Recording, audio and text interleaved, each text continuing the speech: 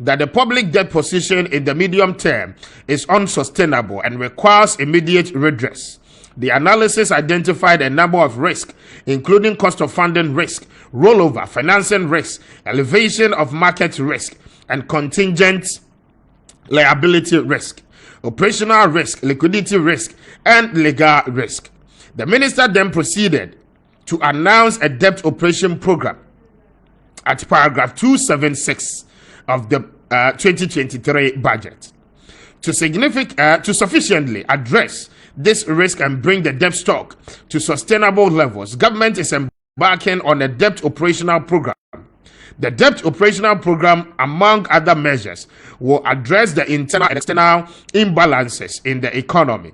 Indeed, the minister only used the phrase debt exchange program once in the 2023 budget in one of the concluding paragraphs, and that is paragraph 964, when he indicated that the government will execute a debt exchange program. The minister did not provide any details or perimeters for us to appreciate the extent of the proposed debt exchange program. The information was just scanty.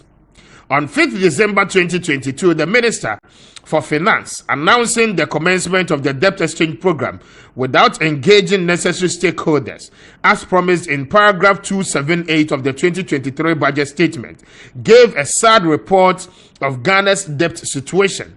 The debt sustainability analysis demonstrated unequivocally that the Ghana's debt, public debt, is unsustainable. I beg your pardon, and that government may not be able to let fully the service of its debt down the road if no action is taken. Indeed, the debt servicing is now absorbing more than half of total government revenues and almost 70% of tax revenues, while our total public debt stock, including that of state-owned enterprises and all, exceeds 100% of our GDP. This is why we are today announcing the debt exchange, which will help in restoring our capacity to service debt. So much for a solid economic management team. We have the men indeed. Ladies and gentlemen, the question is, how did we get here? How did we get to this helpless situation as sovereign state? How did we get here to this pith? Simple, reckless borrowing. Sadly, the new patriotic party government led by Nana Bawumia has not learned any lesson. The NPP was not only reckless in borrowing, but it has been reckless in announcing and implementing the debt exchange program. It is clear that the NPP government did not properly think through this whole idea of debt exchange program. This has led to the manifest confusion in the implementation of the ongoing debt exchange program.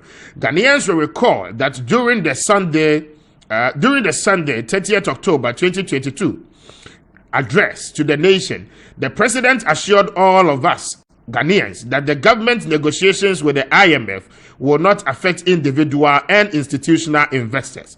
The president said, and I quote, "I also want to assure all Ghanaians that no individual or institutional investor, including pension funds in government treasury bills, or instruments will lose their money as a result of our ongoing IMF negotiations. There will be no haircut," and I repeat, there will be no haircut. So I urge all of you to ignore the false rumors. Shortly after the presentation of the 2023 budget, the finance minister on 4th and 5th December 2022 also announced to the whole world that there will be no haircut on the principal of bonds and that individual holders of bonds will not be affected. Talk about the sudden U-turn to include individual bond holders. And these are except of the minority in parliament. And a central function one more a year, and then the subsequent statement one more editor abonte. So it has to do with Ghana's debt restructuring program, and then the negotiations with the IMF. Acquire a fast so the individual bond holders have become part of the arrangement. Say government of Ghana area. It's quite sad. They put it, say, buy any individual bondholders, any further engagement. So it's quite surprising to them. The minority say, I go ahead with such negotiations with individuals, leaving them on the blind side. Buy per se on one kasa eteke ne measures. And on come on and pay babede. But in short, the Honorable Haruna Idrisu, in this short clip, and say anankomodieno ekoye. Yenshe na yentiembra. Minority that the domestic debt exchange program, in our considered view, will create extreme hardships for millions of Ghanaians and existing financial institutions and insurance companies. And therefore, if Nana Addo Dankwa and Dr. Bame had heeded to counsel from the opposition, and even from some of the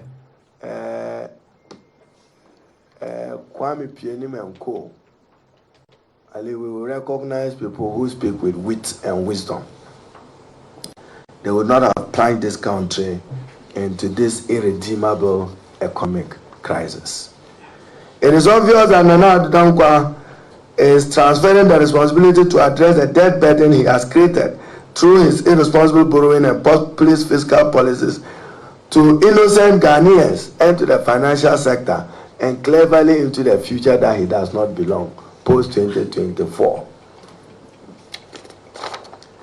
This means that we in the minority, we are demanding major expenditure cuts as a manifestation of fiscal prudence for purpose of achieving fiscal consolidation. They are asking individuals forcefully to forfeit interest and principal payment due them. That is unlawful. In strict contractual terms, a breach of contract. We are at a loss as to why individual pension contributors have not been offered the same exemptions that Tier 1 and 2 contributors have been given. Maybe when there is dialogue, they will resolve the anomaly. The inclusion of individual bondholders in the domestic debt exchange is the biggest transfer of funds from the pockets of Ghanaians to the government. As I indicated, they are now stretching their hands into individual pockets. And you know, when they say debt exchange, it's another version of Yentua.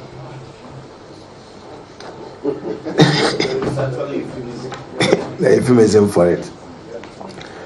The Akufo-Addo government is simply imposing an almost 80% tax in present value terms on the savings of Ghanaians and our bank balances without any proper consultation. Minority that the domestic debt exchange program, in our considered view, will create extreme hardships for millions of Ghanaians and existing financial institutions and insurance companies. And therefore, if Nana Addo Dankwa and Dr. Bame had heeded to counsel from the opposition, and even from some of the Kwame and Co, we will recognize people who speak with wit and wisdom.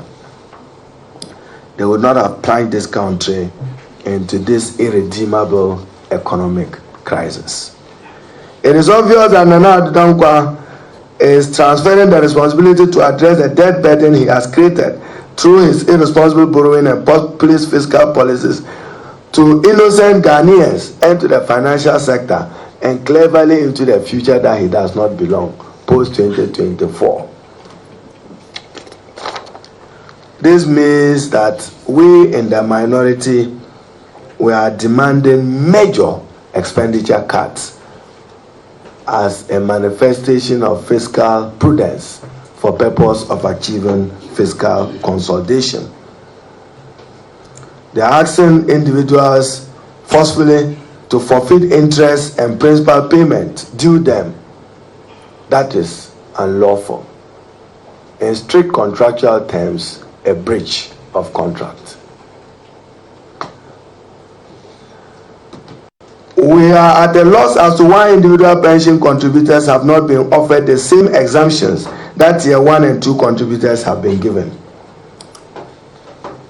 Maybe when there is dialogue, they will resolve the anomaly. The inclusion of individual bondholders in the domestic debt exchange is the biggest transfer of funds from the pockets of Ghanaians to the government. As I indicated, they are now stretching their hands into individual pockets. And you know, when they say debt exchange, it's another version of Yentua.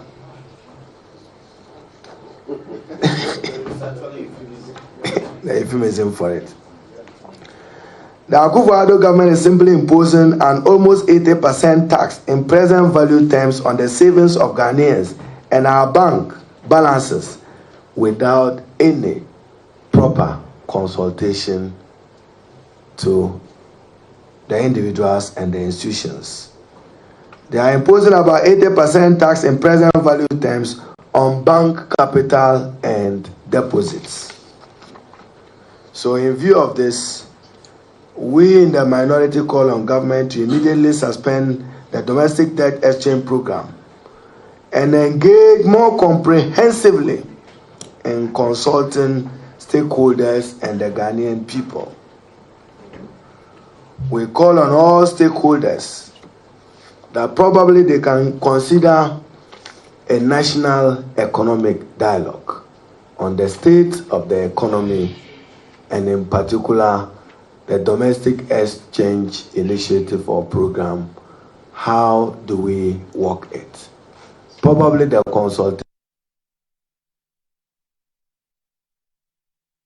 Ghana's a minority leader and press conference. Some of the concerns are minority in parliament, a war that has to do with the debt exchange program are buying a year, and then the refusal to engage individuals.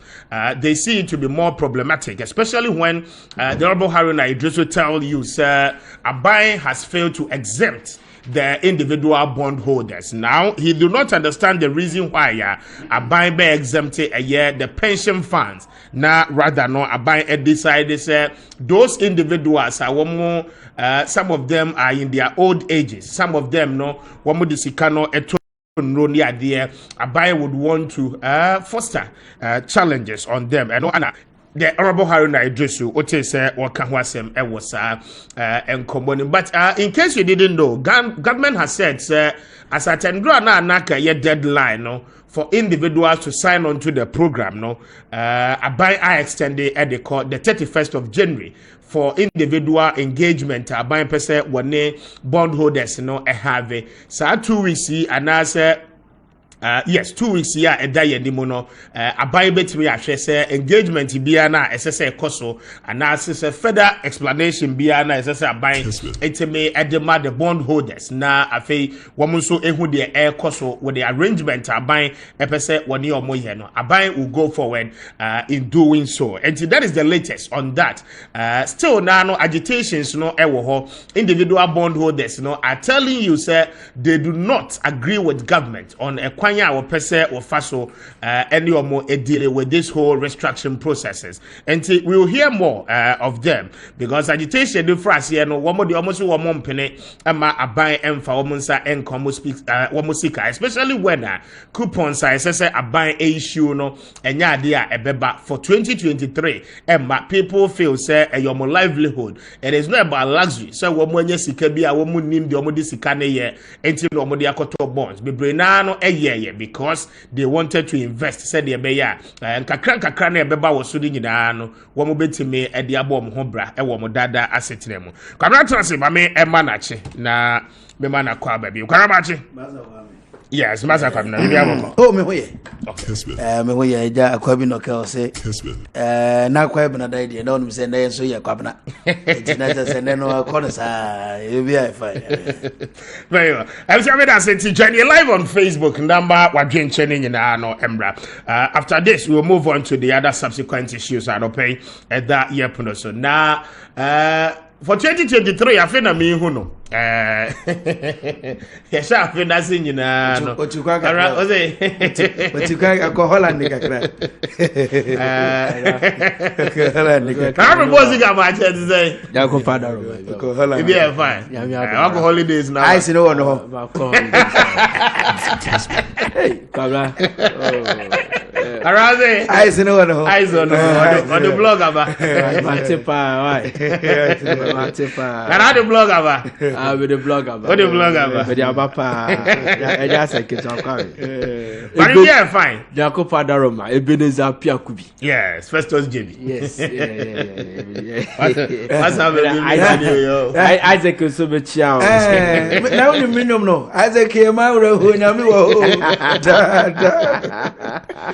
Nana, welcome. Thank you very much, my brother. Yes, thank you very much. I'm sure that's it. The researcher that was saying, Kano. Mami Shasia was so that been on the debt exchange program last week. Yesterday, yes, you did home come up. Crofana NTS here, you're breaking it down. But this is how far government has come. I might say the deadline no nanke yendra on my 16th of January, but they say was shifted at the court 31st of January. And the engagement, it is expected say buy any bondholders a bit me have it. Obi o 30 Kessben match. Na ofolo bia Kwame. Yeah. Na ya ban ye so obo abaso ye no so obo abaso. Kwame o ka say da ye ka say we first no. Yeah. Me can say the posture of the government. Exactly. Yeah, obi di ni sika beto ho sefa kakra si homa no ana manwa nam kakra mra ho na onsoma wo se kobo besia. Ah ekodu level say wunya sika nkotua besia. Because ono de ono wapam ono won hihye eti kwa mesa kwa kodum pempenso se me ka say next year betimi amount 2 Ghana yeah e wo sika na de abeto ono ho but me am wa kire me nti next year me ntimi mfa 2 Ghana ne mawo e bia metimi de 2 Ghana na mawo next 2 years ne mom next year ne bia me ma 50 pesos sa kwa me de na so ye u kire mu ye kire nipa no kwa me finance ministry minister ono ane ne kofo no wo issues.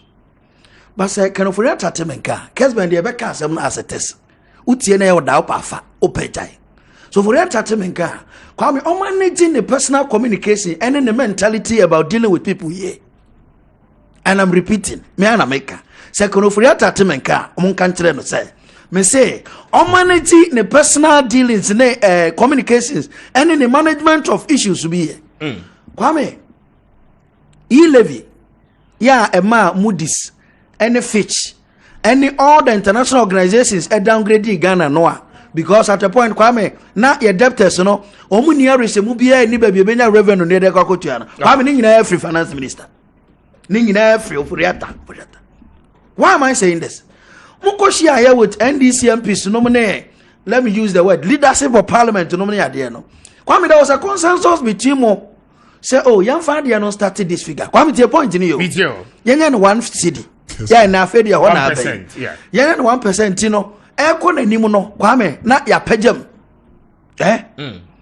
from there okodu finance ministry ho ko tena se ko take decision ya na kwa ne say oh parliament nyaji tumo obi pe o mpe obetu anti no ono no de 1.5 na waka no e hwa na okina Kwame o make say Haruna Idrusu leader ubo on video say very fine gentleman lawyer ebe kan one century one of your colleague media houses be say ono minority for no preso say one beje 1 Ghana cedi no Kwame say okay 1% no yeah 1% no dem mean you say 1% no Kwame obeka say asem no uni mnipo obeya no we dey go back to memory fellows of Osukwachi NDC and obeka counter I say from NDC point of view no dey no kro mo nyintu do you know why? Because leadership no ko share yen komo mo ne oforiate di ye no from a deep source to say edu ba bi no person de ono no pe and what year so Kwame the NDC MPs decided say okay say yeah per se now if say na tentina abeya yen so yen tia say Kwame he's the finance minister Kwame ba he serving Ghana Kwame ayi panyini yen tunefo utie but yen susu ye kire no you see Kessben the entian for pay asempa ne say ye kan sem no as a test he can take it. It's coming from a koko maka opa onfa opa wonyai because problems ni bi o ho a aban we face here a finance minister no one create problem ne mo no one ho you don't get to a place a be create problem ama aban no because Kwame say one person there uno critical botwa affected the entire government. Kwame eba yi levy ni ade afedu baby no some kopa chew now some more businessman be allegedly mami you see me what ye ekfa kire so metimi akohu MPs ni bi eno anwen Kwame na koba asa okra ye si anywadi ekoye petition of course NDC for MPs no omo ye omo politics ba Kwame asem bi ho a ekobie asem bi pono okay ena kofa asansem wo nyina ba ya nyame adom ko committee nanim wakoyi unsema no censorship motion MPP MPC said no se nyame na ye adom ena lawyer Justin Frimpo ko dua kwa me kan kra kire wo ne ene 17 aye ne say in the interest of government ninti ene na nado president ne aban no entima MPs no ntena ho akwa me do nyankopon a ye nyina ye som no say ye no nyame already so but sen kan MPP MPs no tena ho ankofori atankoko said that day say if the MPP party anko repo omo MPs no am omo MP abonten Kwame ne komo ka say omo to secret voting pa for censorship motion na Kwame ka 196 nko menya be 200 plus Kwame say MPs ni bi ani bidi nkomo Kwame mi fi na eba ma me mra manim uye we nyina I levy ho sesem nyina percentage finally Kwame say na bai ene ba bia no omo twen ya na abidro I know that bad this year enti aden na no so ma sa na ma we nyina si asa na wasa etwa U10 Kessben eno na nche Kwame communication Kessben initially mu ye nhyehyɛ no wo ye se mo de organized labor ene adwumafo dodo no a omo bond no bi 10 years 5 years no me ade ene ekoye sa debt restructuring system Kwame omunya information no no so omo offices obi because most of them no say Ministry of Finance ho ne ade Kwame say adwumafo na ho yeah ebi ma intel na no mbe press conferences okay TUC say yem pene organized labor say ombe call strike ne ade and Kwame say what no organized labor omo nyina ka say odo say koka omo pension bond hwan nti Kwame omo tie adua enka country ni nyina be background zero enti aban fast and na we issue statement say onko ho ba Kwame bia ya ba be gina say no akwate so obi a oda D7 na Kwame wowuo ohia nsuo ni moja enka moja na odi nka de ma no moja no nkwa Kwame ntie nya nda eden ya o say timi ya nhyehyɛ no ma February no I am a board no trase asa $3 billion na ye hia betimi ama economy na gina so a ye benya secretary adwumafo ka ye benya secretary contractor sika ye be run country no I say baso Kwame say o say ye nso ya ba be gina ha enti ade a wo fa kwan bi so agye free Kwame what do you do o find se paso na oni wo mo akasa of course opposition ne politics there ebebem we cry ye be na party bi akosi se bi no machi so maza monyere mo hombom na nadro was bom bom sa bom na ba ni hu so obre Kwame bibi atumi si okay party betimi akosi akire abomu a Kwame wo mo ho but Kwame se duama no ho kwan a say if you allow yourself and as any man timi si se party be ko se tire so bom ma ban no mra e ye one wa makwa because se udi nkomo ni yie committee ni o if the finance ministry maybe single for it out because we one person if the finance ministry or Bank of Ghana whoever dealing with debt restructuring at the end no Kwame say offer proper communication strategy channel so okay individual bond holders okay through omo banks reach omo ema omo kodu point bi enra wo tie senyo Hosea I listen to the man I see omo the proposals bi ekoto finance ministry table so say okay say na mo pesa mo ya de yen yesusu ni eno so mo si boy okay na omo so omo mpere this is Kwame say nti kuro no ya mo no ana yen ne dai all right and I'm making kind documents in the bit then I came across the facts as part of the IMF arrangement no okay IMF no share abai se chinchina chia wonye debt restructuring program okay all right with you the International Monetary Fund won share Ghana abai se chinchina chia won koye debt exchange program won kansa okay the IMF aka nyina no ne se e ka wo de no wo debt no e unsustainable untimi ntua woka both domestic and external okay enti arrangement bia wo beye bia with womo a womo your creditors ne your womo a ye de omo ka no bond holders na creditors enti womo a ye de omo ka no ensise bia wo ne omo beye no wo ne omo ni nkomo nkosi se muka no womo beji atumma muka na be sustainable and the IMF has given us a percentage come na offer yen debt to GDP ratio as at Endra, Haruna Idrisu Mayeti as he said, Ghana's debt is somewhere around 105% as against our GDP. Okay? And the IMF say what 78% no crown a threshold, you know. 78% no crown and yes sustainable, but at least IMF no will be able to manage. But what trouble so I could do 105% of your GDP. In that case, no bring your sustainability levels back to 58%. Okay? Yeah. IMF say wofa sika ye jeje wo mining. Jumabia ye di wo mining. Okay? Your friend gross domestic product. Ya kikani nyina the good basket ba komua. Okay? E kan ye de no say 58% of that. What you say? It is 58% of debt sustainability, and as a debt to our GDP ratio, no. And a Ghana by now decided say, okay, Sadia obey debt exchange program. Debt exchange program no only creditors no air kasa as part of the policies I will be making sure say the IMF air requesting you bet me a meeting no when the bondholders any income so that bondholders no bet yes na maturity date ni ade ni nyina ye betua ko achi kakra. Okay, now after the issuance of coupons ebema buying etua interest ediama those bondholders whether on quarterly basis or whatever. Okay, and also Appiah has said obetimi atwa kwa echi kakra na afi watimi ayenhye ni yesi kakra ebeba no na enkoye se o de kwakọ service debt kwamna ni nyina na di yaba bedru ba bia yedri Kwame, and then you listen to Gabi Asare Dako.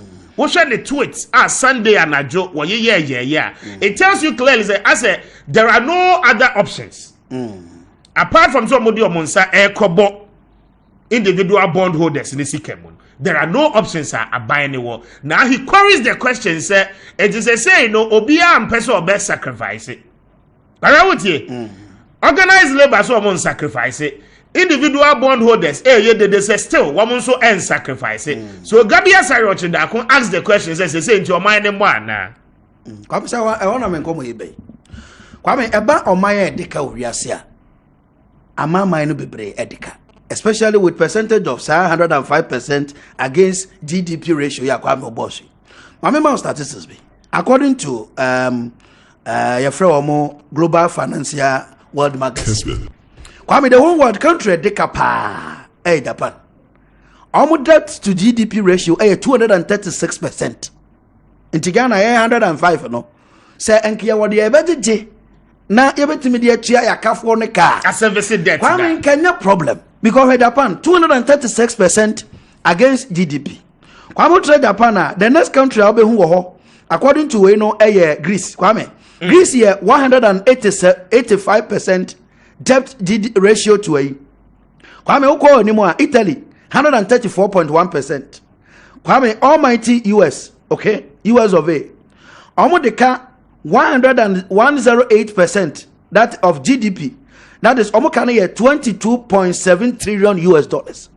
America, almighty America It Kwame and go on UK there 83.9%. Twaswa kwa anymore. Kwame tinka Canada, Japan, Italy, Greece, US, Netherlands. Kwame san common ye 105 for ne, e bi 200 and something ya nke. Kwame die na wo de ko tua wo ka. Die na wo. Sabi so wakafo beda wo ka. Kwame sa wo de ku okoka. Na sa mere me se akosi kwate ye wasankregwa ya Kwame. Ne eti kokoi. Na zo oba ne se ja akosi utimu so ogina pa no ho na ne nsa ye kokko atacha.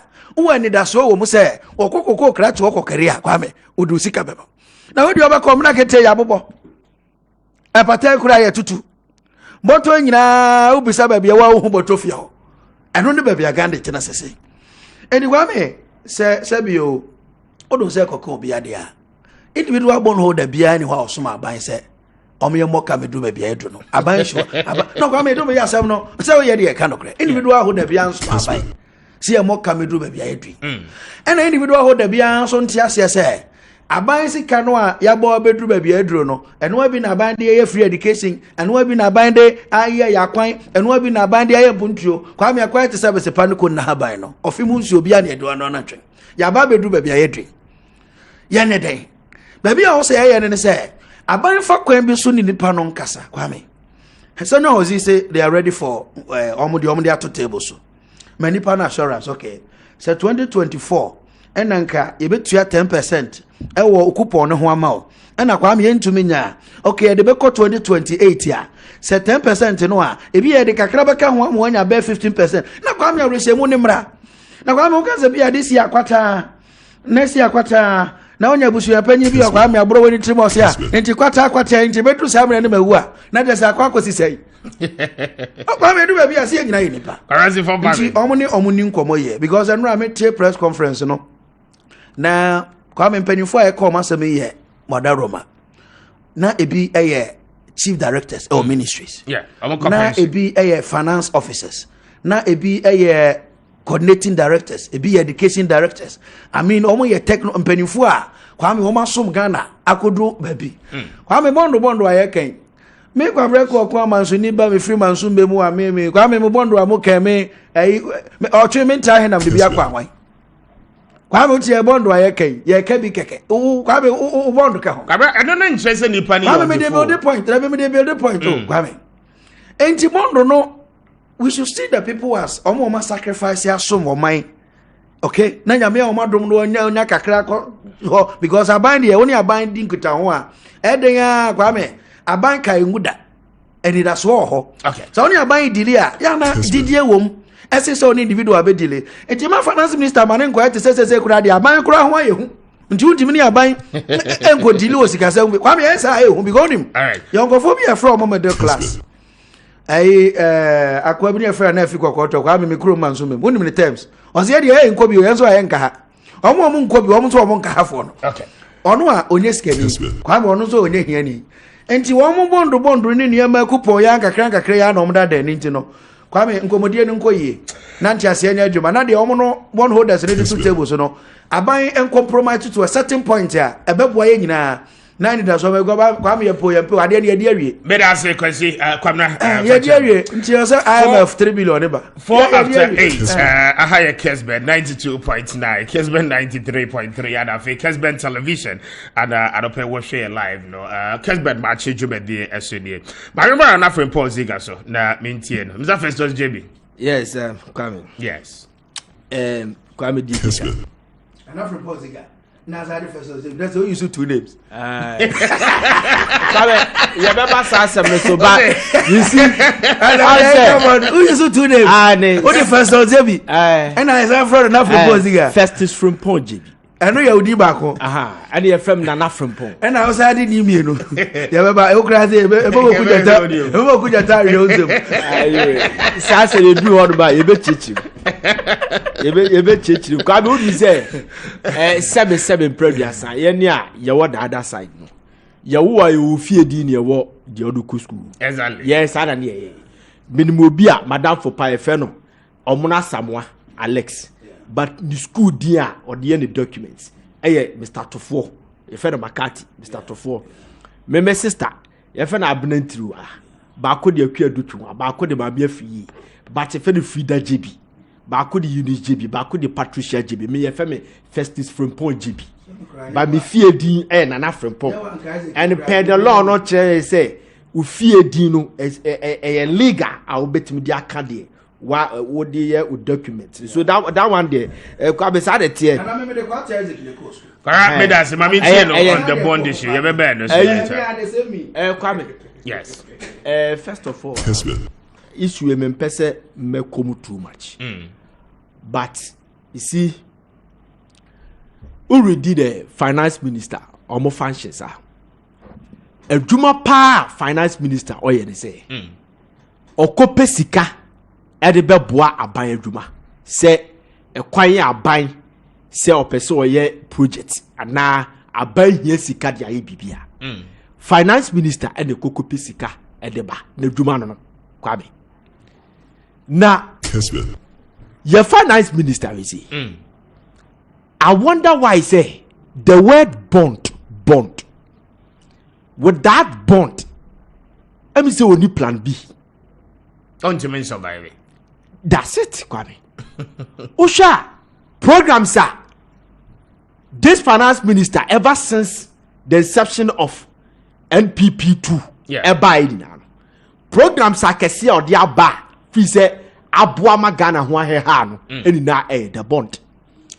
And recently about 2 attempts to raise bonds in the Kwame, a critical problem.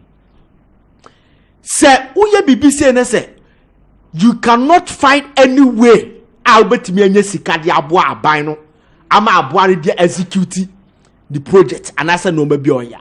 It means that Kwame wapem and he needs to be substituted. Jamaica the president said yes, Kwame wapem. We have seen programs. We have seen talk tax. Kwame. We have seen a lot of programs that are baby aqua here quickly they changed. SRD another program about Kwame about this. Kessben. So why do we still have to hold on to these bond issues? Now, it's an easy way of getting money for government. Adam Chese, it's a disaster.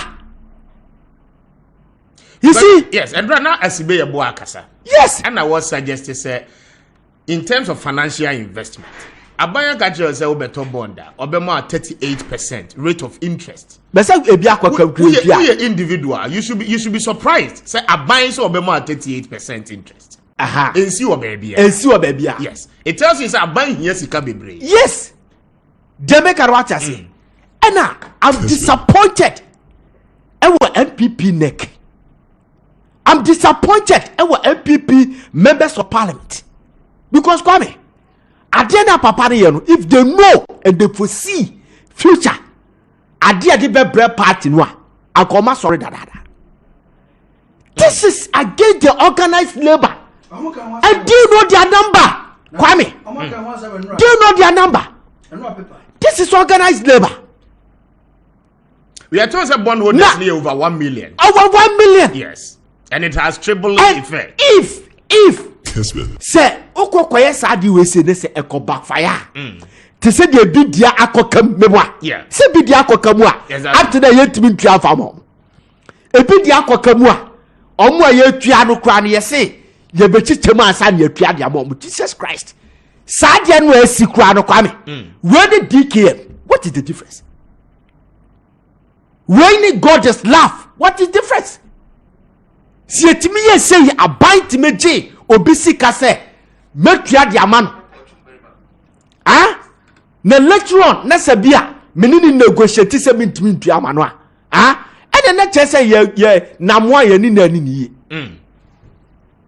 Kwame ye ni namoa na ni ni ye fi say ye ti ha ye ne ye ka ho asem de bia ye ka namoa asem before aban ba attach namoa no. Yeah. What is a namoa obi ba bonte be ka kire say namoa adi ni sikada.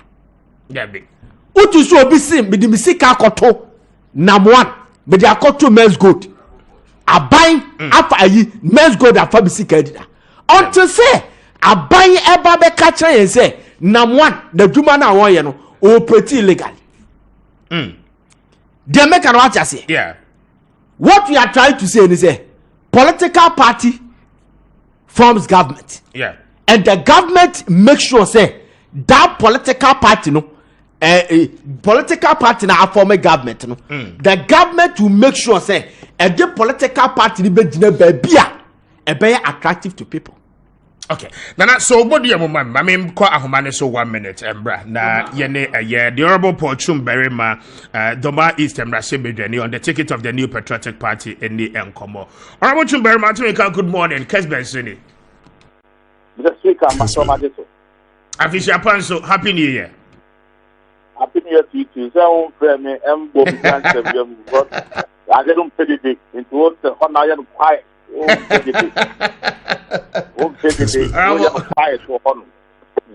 Alright, well, if you never paid this out, you know, you shall see on a very coded note.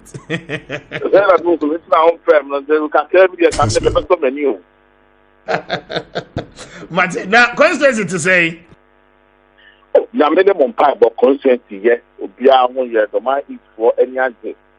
Among who say, I'm buying. And yes, ma, I have one Ghana. You need to petrol in any activity, and so if you're only a number one say, I'm fine, passes. And come to say, you know, I'm say, attack this, I'm say that. Baby, on my bedroom say, we can search the way forward with our finances. It looks as if you see Kessben no akoye bibi bisi basa individual bond holders up in arms say one more Emma aban and touchy one more sika debt exchange program a programmer and kaban enya restrimu wo say individuals etiase na restructure and debt na ebeka ho bi epushie ama IMF program aye share nim no so etime aba. It looks as if say sector bia na aban be na adwen say obekwa no akwakoye adwuma wo mu no, then they rise up against the government. Maybe ayaba bedri, what is the way forward for us? Yo, the speaker made that ye di kind my mentia with people na yenka say that exchange program ya aban sabi obebeke mu erem ana kate mu eda na bekate to that the mu nye desa enya dia bekate me di musika ba say fire man fem faso kakra ma me now buy out say that be musika no e say ye ho no ma bi ti api no e say hwe no ma bi no kakra no e bu nye de e dia me kan so bi say we die e mu de yembote wo ho na so empem so mine do no e do empem so e say ye na kan ho bom na ye di o mine ti ho no ye ti ase say ana me kan mu nye de die na so ye nka so sika no e yira o I don't like that. I'm only we think kind of separate. So with the 2 cities in the control bond now, I buy 2 cities no as a home out. Name home and can for so and get some of the so and for so and some shopping 2 years 12 and for so no my yeah a bit more minor abo. If the young to what 9 for so no young share na young to sell quite to na young for program ko enim kakra. Ana buy car.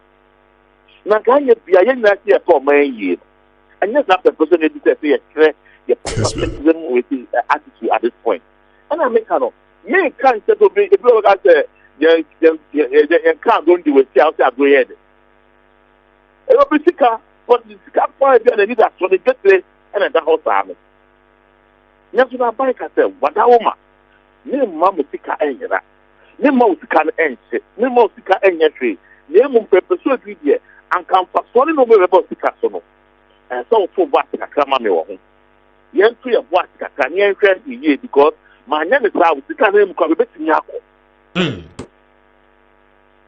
na ka we je ka ban ka bone an ka ban en ka bone de bia so wo ka tem so aban engage with ye ya our appreciate the say yen anom and this for press conference am here so wo ka say oh aban koso na ye ni teko de tenya our give but over tax say na binding you no have the form minor dia na the one na what do minor yeah let's figure among for minimum back 2008 yeah among for customer mine come back America respected AI business na no money omu ya na AI business no money Google ke America 2008 who kaya what the woman is over kai you saw the recession that happened to America. You saw how American economy became. It's a dangerous thing because the PMO can rather than almost can home buy. Over can home buy move. Like I said, the 2 cities about 2 cities are what. But you see, Anya Piano, a 20 years now, the imagine 2 cities are home. Now, over so like I said, maybe there be now go 2 cities now now minor economy crash here. Now 2 cities also crash here. Now what they call what they find. Yes, honorable. I know the nyina no yet yes as Ghana for any sympathy for the government in the current situation yeah you woman. But again no obibeka say ye baby yenka bi shemu. Abaying a promise yes say o floaty bonds na o floaty no o penkrofo mo mu de musika be she bond name na aban de akoye adwuma aban de ye adwuma ni nyina no interest aban promise of so betua no 38% in a government while we name with current situation anyway economic crisis in issuance of the bond you were promising such huge interest rate financially no obibeka say financially no experts no are telling you say it wasn't reasonable for government to have done such promises to the bond holders and now omo am patronize again Womwa bond no wamusika botini da ho nyina no. As part of this arrangement, aban air shifting maturity stages no ako 2038, which is 15 years from today. Government is also saying said those of you are mu coupons no amateur asese yetua coupons no edema mu ni nyina no 2023 yentimi ntua. Si yebetimi kra start ya raise coupons it has to be from 2024 2025 going. Okay, in terms of percentages, government will have to decide. Now, nipa no ababeye bond no dinisika beshem. Onim say the maturity stage, 2 years than enemy. 2 years, all of a sudden, yes, you push the 15 years. Abai any nintenase, entry na the crontier, or push it 2 years, ne the 15 years. Government is not engaging the individuals, which is quite problematic. And no eman for every resist. And no blame the individual na. David, you see, I appreciate the point that they can get further engagement on the processor. We can go for that. And clearly, I don't think the Ministry of Finance or anybody has said that if you want us to engage further on agreement, or because I am sure and I am confident, and you will start in your stations and we spoke about that with this just a step by exactly. Yeah, I'm there. Come, and I'm a fucker. And you think I am voluntary. I buy in sell incident. What the stick out there, I buy say, me person me protect to come out. Because the economy, the number, and yet, I buy for this car man with you. I buy a bit and become a new. I buy this car buy, no, that you are Kwame in a parcel. You did 3 years school, 3 years when you are, and my Kubi. You put the electricity, my young them. Bring to company and TV product. But I buy any more young the third year. You won't share me back. It's you sit down. Mammy protect you to come out. And since I make a minimum this year, one shall not may only 200 cities buy. Because of the month is just now I'm about 50 Ghana. And I 50 Ghana, so I'm what. And she said, yes, sir, but I'm not working. I'm saying. Or say within the first 2023 effort, 2024, may make 5% amount. 80 million capital, a bank of you 38% or Kazaka until the man Accra. Let us get to Mexico. Now, 2024 for 10% at most amount. But what we are saying is that if we need further engagement, we can do it. But for us to speak against it, it is wrong. That is our position. If we can just get further engagement on the process so that we can all be able to know that even if we agree to the 15 years, by the 15 years, this is what we are all going to get and everybody is going to be happy about it. That is the situation that we all must work on. Why you come and say, sir, you're corona buying here, about this beautiful car. Clearly, you're not helping the country. I see. Other man of effort by the people. Because you can't say, they say we have to push our GDP ratio, our ratio to GDP, that's GDP ratio, so about 55%. We can't wake up one day and do it. The dollar was running. We were able to find ways to bring the dollar down. It is not the final place we want the dollar to be. It's not the way we want the country to be. But at this point, we must all. The individuals are telling you, said that is your livelihood. It is not as if say a luxury. And yes, you can one more bond, no, one more quarter bond, no, because one more pay the proceeds there, what bond in this, so no more the year more data sitting now, one more the bomb of Brazil. Yes. If they say no, who the proceeds, 7 and yeah, not about this guy, a far, and no matter what, and they just go back. The more reason I will catch it is I buy the NA safe. Okay, I don't think I can say, of course, but I find it safe. But there's a reason we stick around the chair, we business, and another two bond. Me mo stick around it. If you say, maybe you know, man say I'm not going to, but me both can hold by a mouth. I don't know 5% on your mouth, and I told you to cut for share, baby, and the best share, the one says, I'm one. The amount of those capitals will be a couple of young person and set up when step of a young patrol. Or this is a 1 more. We're not the kind of book for game for son. But we are going to pick up the phone by a mouth. In fact, one day, I said, you manage to kakra. Into when you fast what you get, but any next time, me no to say, you know, and maybe the man is there. We can clear. Yes, but Honorable, clearly say, I don't know, cry a breach of contract. You have promised me Honorable, you have promised me 38% of interest. Honorable, maybe miss a question, no. What promise me say, me for me seek a more, bossia, okay? My subscriber to say promise I would mammy no. What promise me say, me time no eso for interest and now proceed payment, you will pay me 38%. Now you are telling me say for 2023 won't mean here. But say what start here to me interest no crowd from 2024. It wouldn't no longer be 38%. Ube mama 5%, it be 9%, depending on how much I subscribe. And no Ubeka say a fair to the individual subscriber yada. I know American say we do not take it say a buying is being fair to anybody here. For me, and I'm a kind of give me prayer no say and not here a more and I didn't wear them. The German book would say enter to be Kessben. What am I going to say? Me too, pa. I position now. German can't say, oh, when you are buying young boy, I will say that we not ask them. The obey voluntary, but not Babaya. It is for the sake and the love of the country to know Babaya. Okay. At this point, that is what is happening. It's a compassionate call for every patriotic citizen. And it's there for a voluntary. And you are there, yes, so, setting crown Babaya. Now, for the sake and for the love of the country, we are at the point, we are at the crossroads, and you will seek and back. And no, no, we did free, man, no correct. You can't, you catch us about 38%. And no correct. Now, 1%, you do the Watoma.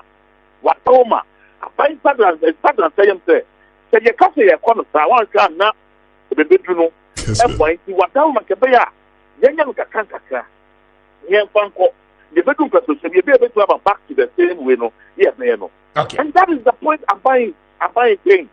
Say, and my young father say, I buy a show, Kessben. they say, I buy is appealing, say, if somebody to go and read about the 2008, that was section. Before time, past 2002, section, and 2002 or so, every section to America. You will know what it means. Okay. So we all have to put our hands on this wheel. Okay. Rabo, my final question, no, Appiah say yeah, debt restructuring program, no, is almost hitting the rocks. Baby abiding any better be the people will be up in arms, you know. Say no, Juma individual bondholders are Juma na SSR by sending a decision now. What will be the next alternative for government to be able to sustain our debt up to the 58% or 60 something? IMF, no. They say, I buy authority now, I buy casting expenditure. I buy casting or casino will be just to make sure say that's of the system. So I'm buying obviously IMF we may not be meeting. Clearly, what it means is that we will default on our debt obligation. What it means is that the country will not be able to, the country will come to standstill.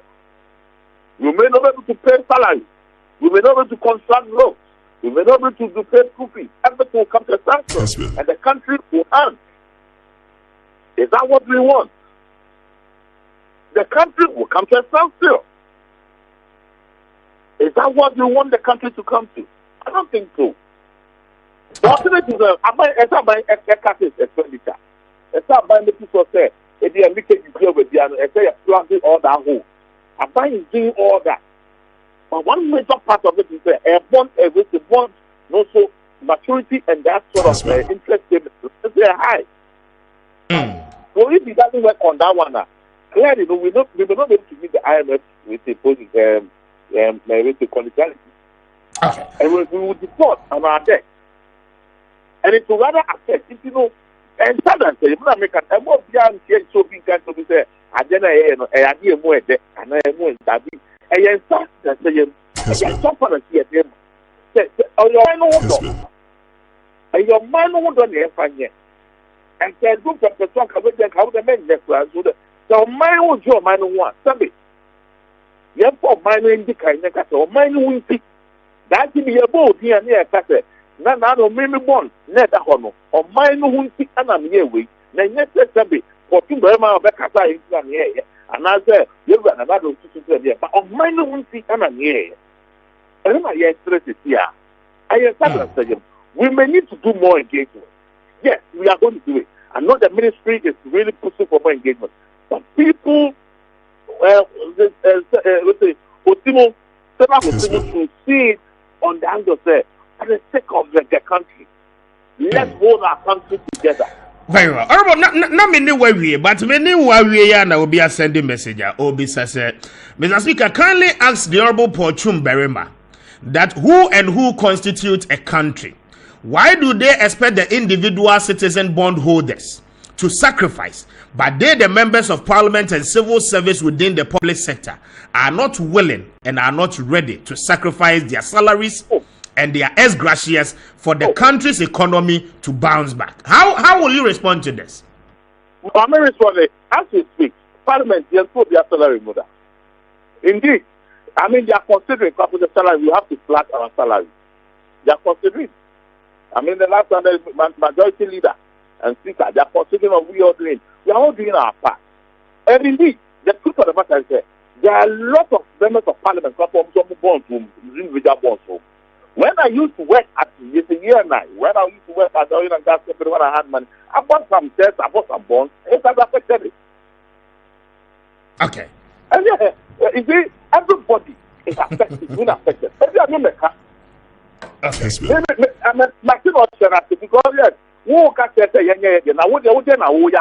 Exactly, because we all constitute the country, right? Exactly. But I'm going to say, me, my salary is going to be flat. That is NMC, the salary being flat, they will not be able to even fit the majority within a billion. 275, the expansion United, even 30%. It cannot cost that difference 8 billion extra. The city dominated it may not be able to come and finish it up. That's what we all, it's a collective affair. Yeah, that's the politician and politics for sometimes some people who are more of okay. If you come with somebody parliament, you can see there are some people who even another month their salary is negative. Oh, and I mean now was but me that was and I congratulate you. 2022 first time MPs are mobile Rashebe Jemina no. Ranking you know on a D first and congratulations to you. Right. Yeah, you might be my constituency. That your muka de be Madaruma. The speaker and president of Appiah got to take a final song for tax the house. And Jeremiah, I'm up one can go to if you are coming yesterday, I achieved it together, and I'm grateful to the media for that tweet because Madaroma and it's me active way. So I'm grateful to you too as well. Oh, we are grateful as well. Obankra, I didn't come. Why? Mate, Medase, thank you very much. It's the Honorable Pochum Berima, Doma East, Mrashe the first time MPs, you know. And I've Paul, Yarankia, Wano, and the Dikai, Obon Humodi, Papa. Political performance index. Yes, for the new entrance in Parliament. Okay. Yes, and no, how many days? Memma institution in your data, no, CCR. But what's any interview, no? Yes, quick one on it, and Sunday about Okuja Tomo issues in the show. Oh, Kwame, me the Massamuisi, but you see, or can be for or minor hold on. And so don't know until they were here. Aye, or minor hold on, now they draw to be blue, I see. And Ubia and Kasu be for Bisika, when you're tife. Kwame, and you're tife. Pensioners say they will picket the finance ministry by 23rd of this month. Yeah. This month.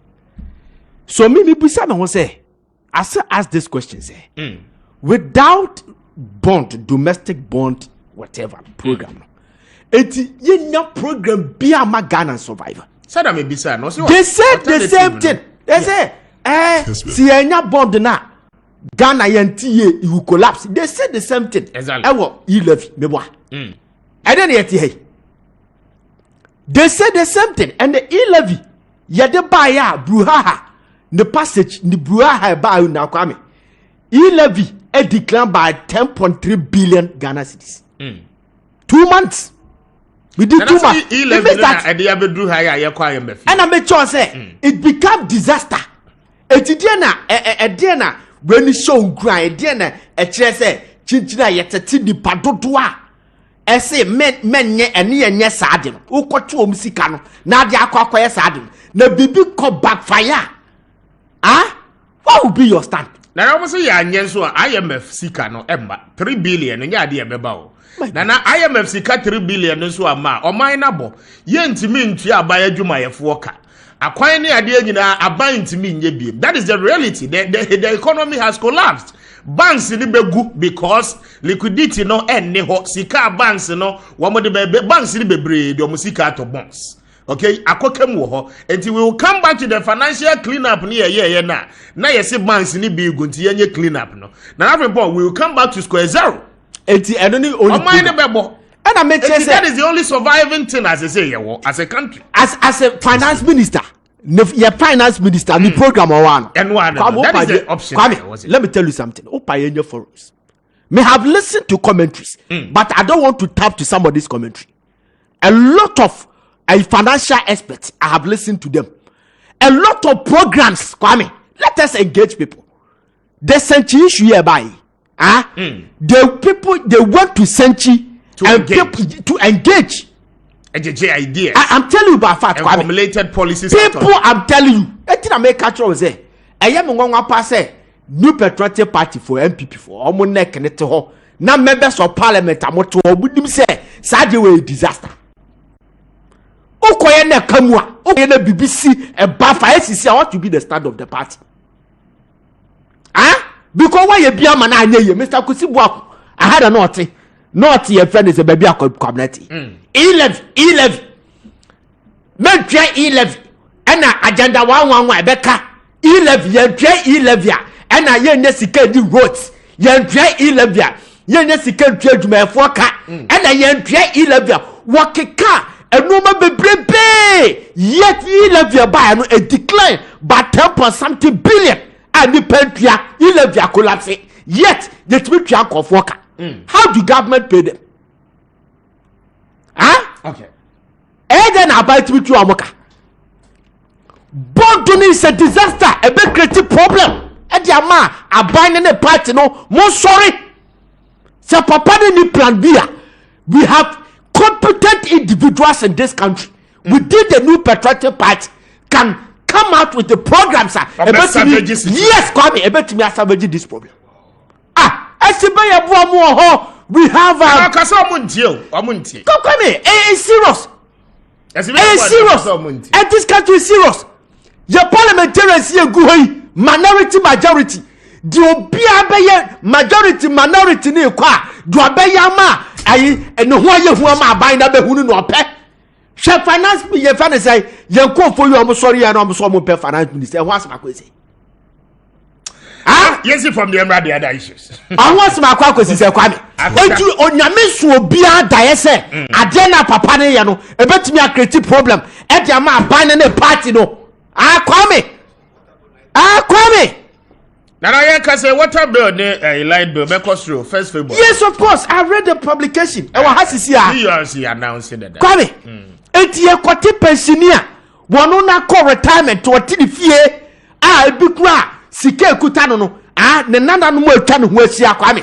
What me fancho omu ye o kwate de akwakoye adwuma ne ko backfire party ni gina bra wo hefa.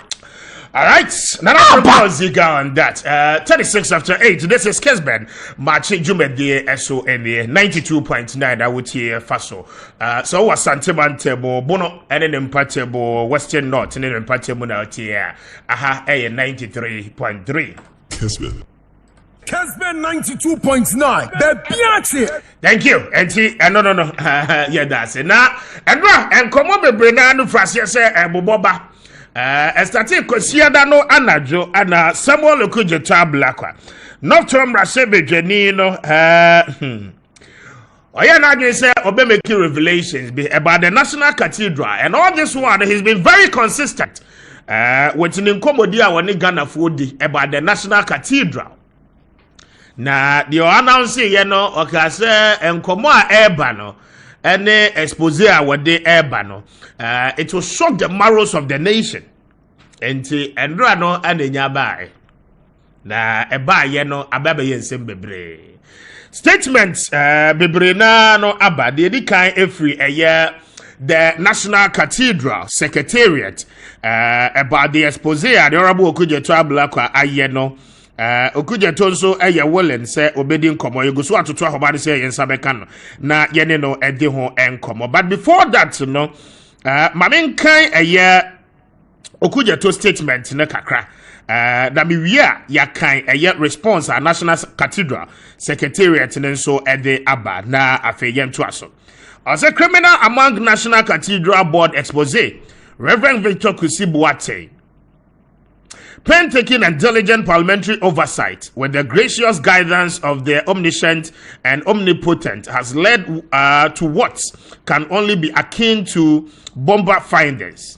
The blatant corruption, conflict of interest, self-dealing, and grand fraud have never been this majestic. It couldn't have ever occurred to us that the conduct of an exalted man of God during the sacred construction of the Lord's temple would leave entire nation utterly dumbfounded.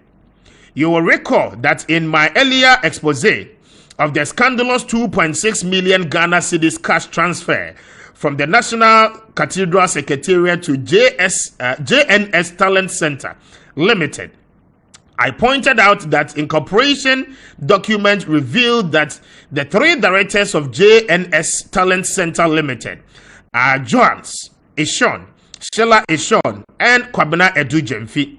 I also later revealed that Reverend Joans Eshon is a branch pastor of the National Cathedral Executive Council member and director, Reverend Victor Kusi Power Chapel Worldwide.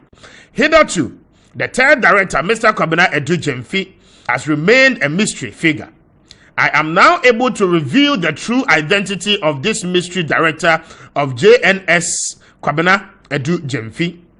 Definitely, the code, I beg your pardon. Okay.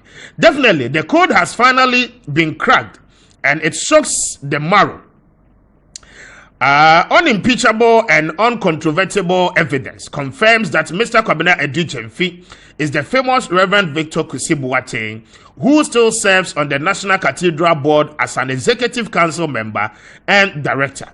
For the avoidance of doubt, there is no distinct Kwame Edu-Jemfi, and then Kwame Edu-Jemfi is a criminal creation of Victor Kusi. The two are therefore one and the same. Reverend Kusi Victor, aka Kwame Edu-Jemfi, thought he had outwitted every Ghanaian, particularly our authorities, who he dribbled for many years. But the day of reckoning is finally here. From unassailable and irreproachable document in my possession, Reverend Victor Kusi aka Kwame Edu-Jemfi, uses multiple passports and multiple identification cards with different names and different dates of birth as his special modus operandi. When JNS Talent Center Limited was being incorporated, he submitted a passport with the name Kwame Edu-Jemfi. The passport number is G08860001.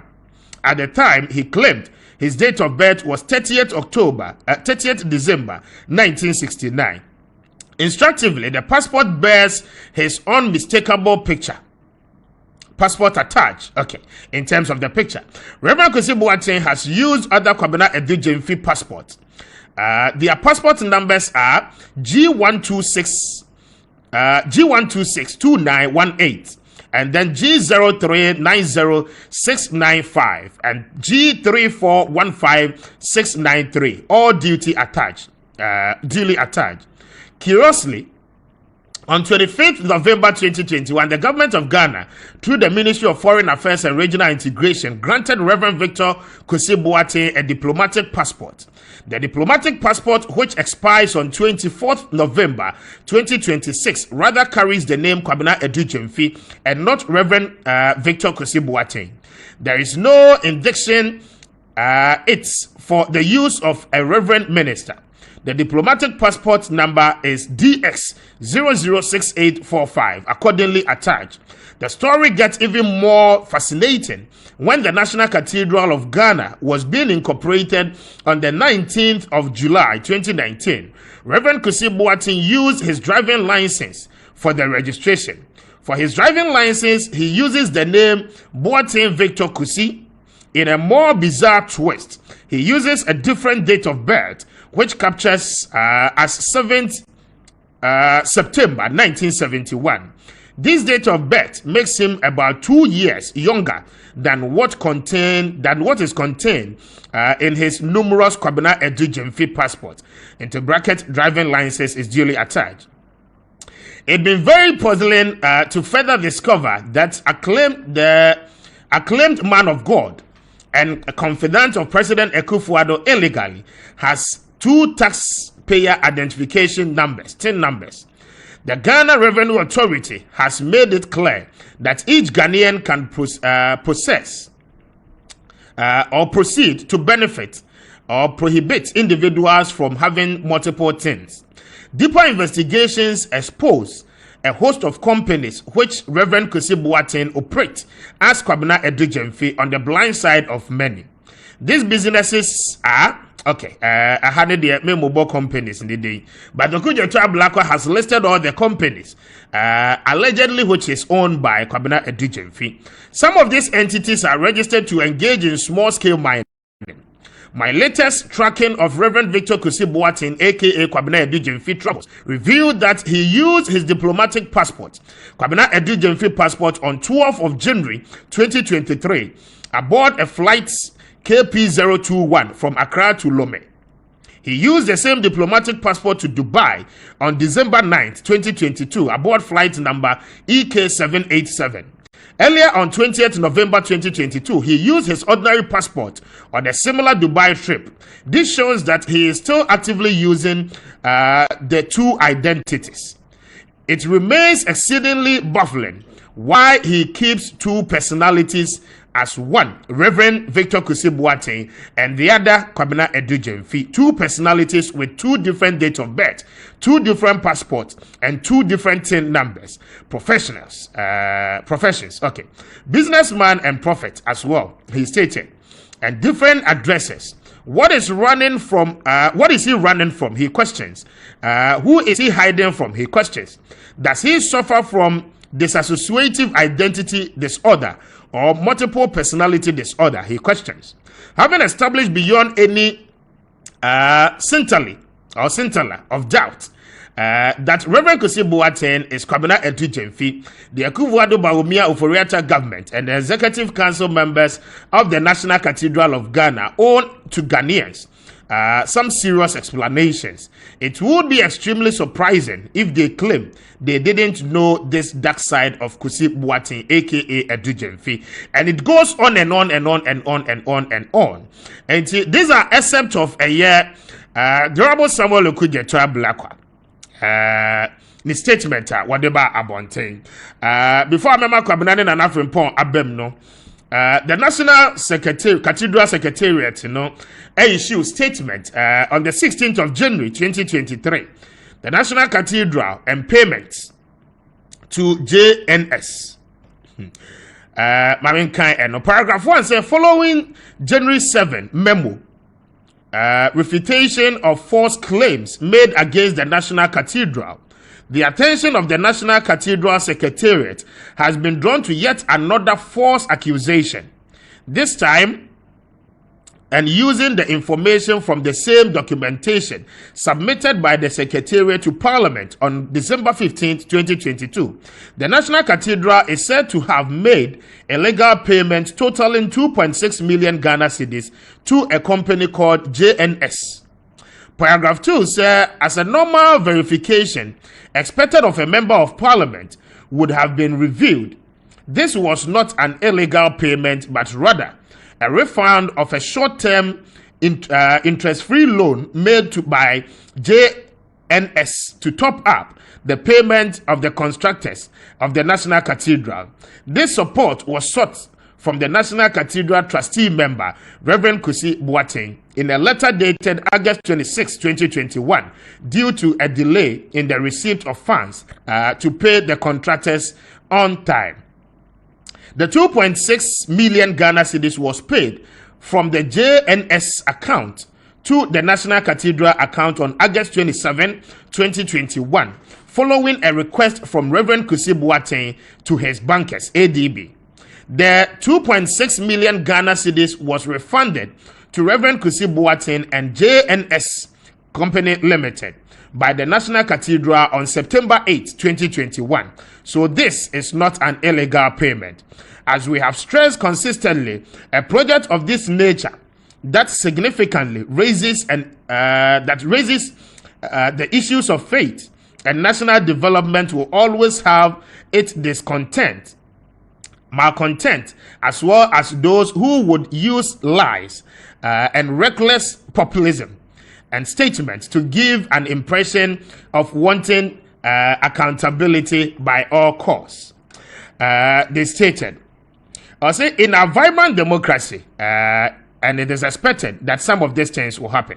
However, we do expect that the basic values of verification, particularly by members of parliament, would be followed.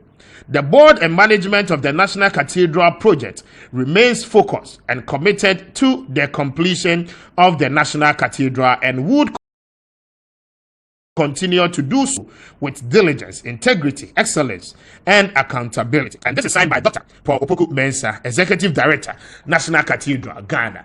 And these are accept letter released from the Cathedral Secretariat. The tension in the top of Bomunino, Anna Yachim no Kamna, Durable Samuel Okuja to a black one, North Tom Rashabi Janice. National Cathedral Secretariat, 8 years, it can be 2.6 million Ghana cedis. At the company, yatu this JNS Talent Center Limited. Now, Sasi Kana Wamutria, not war investigation. Investigation a war yenin was to find out a quantia, a fast so a National Cathedral Secretariat, 8 years, it say Edema company, yatu this JNS Talent Center. Na nihwehwe mu ni nyina no ebede di se owura osofo pon a we friend no Reverend Kusi Boateng wono anaye one of the directors of company ayato din se JNS Talent Center Limited. Na sa osofo yi eyusu din mienu ni din no ba ko adodo na anim no Reverend Victor Kusi Boateng ana afenso owo din ba ko a ye friend no ye friend is Edujemfi, right? Kwame Edujemfi. Na wontiase se nipa ba akopa wosan director na wote National Cathedral board no so as executive council member wono anso bedane ne ho ayusu din mienu na afedin mienu no ode Kwabena Edujemfi no a register company we part of the directors of company bodin JNS Limited no enti eba ne sen ana ekoba se National Cathedral Secretariat no etua sika etisa ediama company adwuma ben wo moye yentia sa sika no yetua ediama company no eno na National Cathedral Secretariat na responding na wo mo chemu se ebre bi atwa mu kono last year na esese wo mutua sika edema contractors National Cathedral no eho adwuma ekoba se sika na esese wo monsaka na wo modema contractors no sika ni delay enti se wo mokope bosia na afi wo mode so musika e wo ho ne so na wo mode tua sa aka no na efri ho enu mu na wo ne Reverend Kusi Boateng kasa ya ne company JNS Talent Center Limited company ni de no wo mo agito mu se wo mo bebo National Cathedral fo no bosia 2.6 million Ghana cedis na afi wo mode atua aka no enti sika ne de wo mode bo mo bosia na bosia no mbo enso wo mo fancy hu bia no anto so enti na ebraso se esese National Secretariat for no Cathedral for no enya wo musika no na esese wo musanso edi sika no ekoto baabi a wo mukosere bosia no ne tintini ne tietie anyina no owura ko jeto ablakwa eto so kase nipa ba akofo a wo ye sofo no edi mienu a wo yusu no wo de sa edi mienu ni nyina no aye passport or diplomatic passport aye de Kwabena Edujemfi na register the latest travel our year no aye 9th 12 January ya na wotwe atwa mu ko ye ya no wo de sa passport no etu kwan wonte ase ade krontia Osofo Victor Kusibuate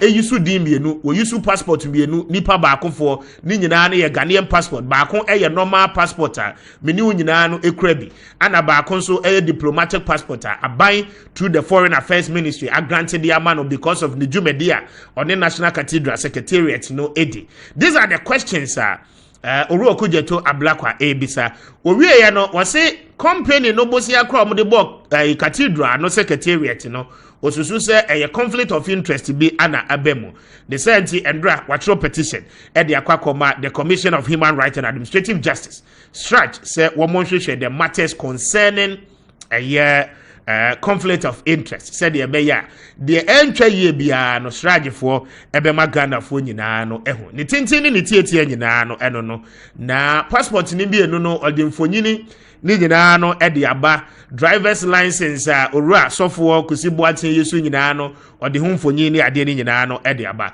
ye de betutu to TV ni so na wonso ahu de e de ho nkomo anope amansem no aye bebre kware mami nti oni tofa bomu no Ayi Kwame de din kai central dwuma ma ya tekra mfie ko bedru no ni ma share statement na Northton MP Okujeto Ablakwa atwere no Kwame one sided ono say Kessben. Ono say osi wo hu wei osi wo nim wei na o hwe ne write ups ene ne brofo a watwere a in my experience as a journalist ono why communication will go so meaning what he is trying to do ne dia ni se Kusibuate adamfo ne nanado adamfo ne baomia enti mamenye bibi ngu nani ase in the first place say no office obe petition sraja say na write ups we nyina hu nya you don't crucify somebody and after that you don't say my petition sraja so what was the essence of that na brofo a wa twetwere na hwan na criminal na hwan na no it's not necessary so if you say obiama information in the first place papa no okroma Okujeto member of parliament MP honorable the content in the nyama no menim so I attempt to even reach nipa no kra to find out say me mrasabadwani mate asem we na ebi asay and ebi a wanya no a I don't want to go there because menim but wa da ne judge and wa okra evidence na wa crucify no na wa ye there Kwame in the first place National Cathedral trustees here Okujeto Ablakwa person wa kire say asese bi nkwada da tete so na honorable Okujeto kire say nkwala na ho ndi Victor Kusibuate koye no wo so wo nsa say he me na me secretary enti 2.6 million no monfa ma me na mfa nkoto accountum me company de JNS no Kwame these are the board members obi o person ko check bi an check Apostle Professor Poku nyina a former Church of Pentecost chairman ono na ye chairman of chairperson edema trustees no your Archbishop Charles Gabriel Pamabako Metropolitan Catholic Archbishop Cape Coast one vice chairman Most Reverend Bishop Justice Ofer Akrofi Anglican Archbishop Emeritus or a member akwasi mawade no for Mr. Anije Right Reverend Professor Emmanuel Mate former moderator Presby Church member Most Reverend TK Aoche Pratt presiding bishop Methodist member Reverend Professor Cephas Omenyo moderator Presby Church member Pastor Mensa Otabel general overseer ono de na membership no and anse bi beka asaso atwo Okujeto no a beka asaso atwo no ho afrim aso ho Archbishop Nicholas Duncan Williams presiding Archbishop general overseer Action Chapel International member Reverend Dr. Joyce Aye executive director Salt and Light Ministries member Bishop Darky Ward Mills presiding bishop Lighthouse Green Kessben. Lighthouse Group of Churches member Reverend Isud Anaba founder president Isud Anaba Ministries member and a Reverend Victor Kusibuate our founder World Chapel or no a member and also secretary Reverend Dr. Frimpong Manso general superintendent Assemblies of God any other Kwame this are the main penny for omumudie also Kwame see me can ya nipa once ma yana me very careful because my way home say no I'm say politicians no omfi so monko na nipa ohene matabio journalism matabio osofo matabio but the politicians they matter because to me so so I'm very careful when I'm talking about men of God.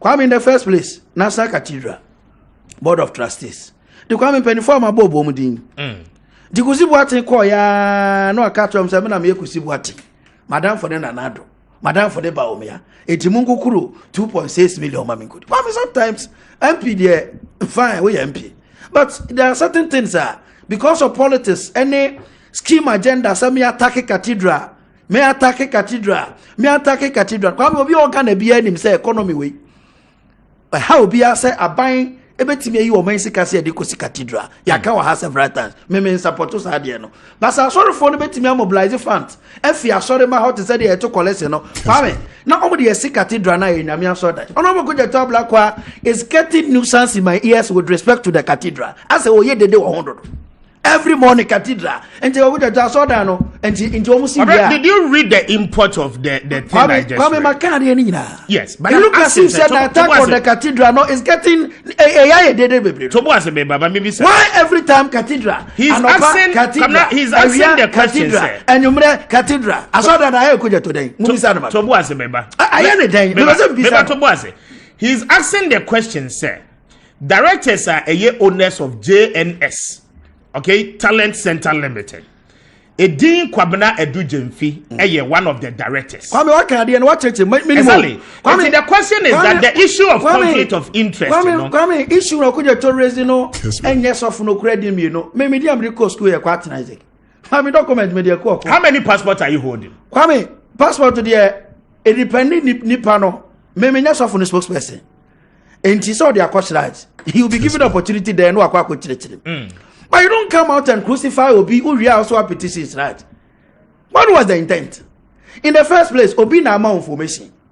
Obi na what in was as a member of parliament. I want to Obi was no. You come to the media, no one can go ni pan anymore. Siake canning na. Issue no woman in say. Ya do Mexica. That is the point. Basis in England say. Ya do Mexica 2.6 million.